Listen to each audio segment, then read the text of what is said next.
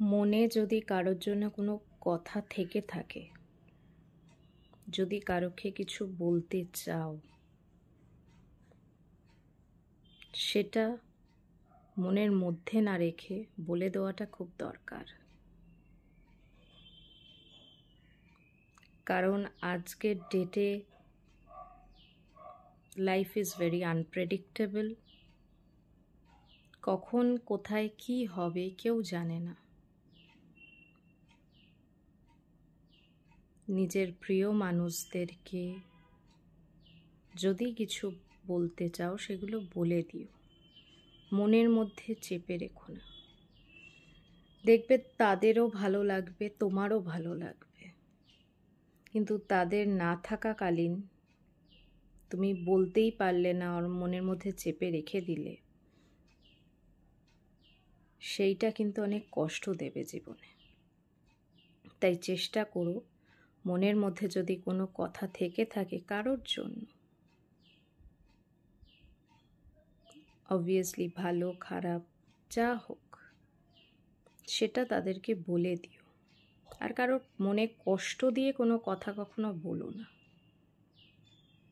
কথা বলার আগে 10 বার এটা ভাবো যে সামনের মানুষের ভালো লাগছে না, লাগতে পারে না খারাপ লাগবে।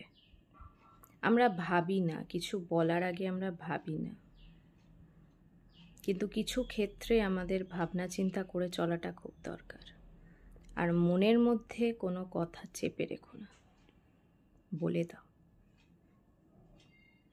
ভালো থাকবে।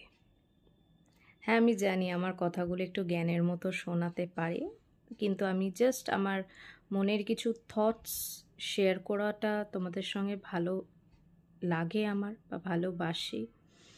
আর আমার মনে হয় কিছু জিনিস বলাটা খুব দরকার, কারণ কিছু জিনিস নিয়ে আমরা কথা বলাটা ভুলে যাই, বলি না। আর আস্তে আস্তে সেই জিনিসগুলো হারিয়ে যাচ্ছে আমাদের জীবন থেকে। তাই কথাগুলো বলি। পজিটিভ চিন্তা ভাবনা রাখো এবং পজিটিভ লাইফ লিড করো, দেখবে জীবনে ভালো থাকবে। যত নেগেটিভের কাছে এগিয়ে যাবে, যত নেগেটিভিটি পুষে রাখবে, রাগ অভিমান সব কিছু পুষে রাখবে, যত নেগেটিভ চিন্তা ভাবনা পুষে রাখবে, তত দেখবে লাইফটা বড্ড কঠিন হয়ে উঠছে। তো লাইফকে কঠিন করার দরকার নেই, সরল করতে শেখো, দেখবে ভালো থাকবে। সবাই সুস্থ থাকো, ভালো থাকো। আর একটু এই কথাগুলো ভেবে দেখো।